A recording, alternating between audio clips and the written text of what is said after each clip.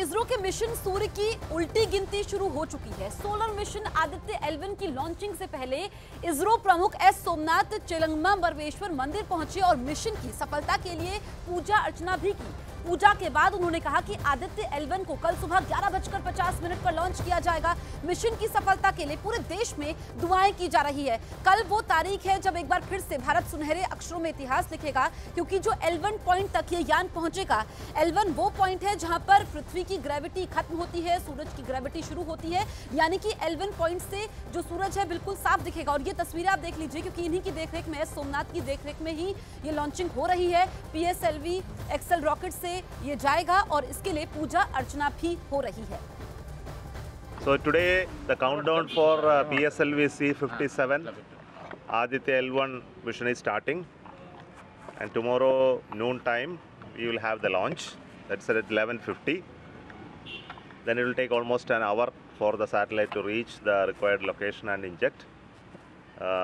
So the Aditya L1 satellite is for studying our sun, and it will take another 125 days to travel from Earth to reach the point where the satellite will look at sun, called L1 point.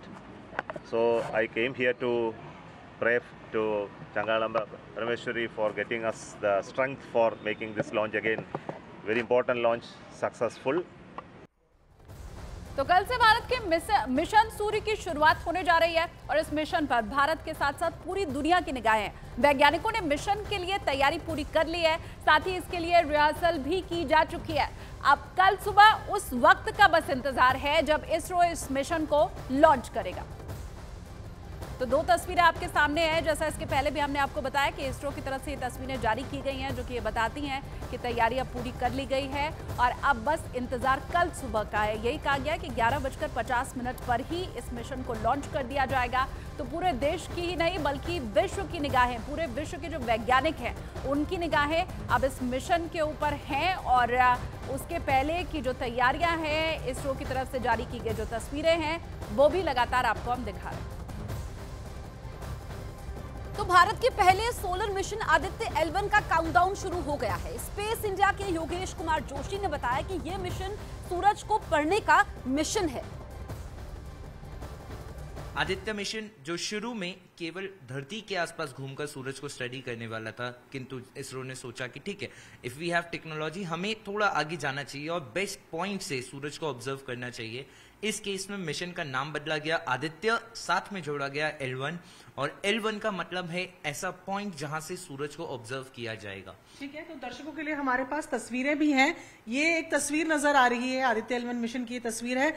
L1 क्यों और क्या है, अगर आप समझा पाए तो ma'am, L1 जैसे L जो शब्द है वो लैग्रैंज पॉइंट के लिए बोला जाता है। तो अगर मैं बात करता हूं सूर्य और धरती, इन दोनों के बीच में कोई ऐसा पॉइंट जहां पे ग्रेविटी दोनों बॉडीज की एकदम बैलेंस हो जाए, हमारा स्पेसक्राफ्ट मिनिमम फ्यूल के साथ एक स्टेबल ऑर्बिट में रह पाए और बिना किसी रुकावट के, बिना कोई चीज सामने आए, आराम से सूरज को देख सके, वो पॉइंट है आपका L1। तो आप देखेंगे सूर्य एकदम बीच में है, ये धरती का ऑर्बिट है जिसमें आपकी धरती घूमती है। इसके साथ इन दोनों के बीच में धरती से करीब 1.5 मिलियन किलोमीटर दूर, लगभग 15 लाख किलोमीटर दूर एक पॉइंट है L1, लैग्रेंज पॉइंट।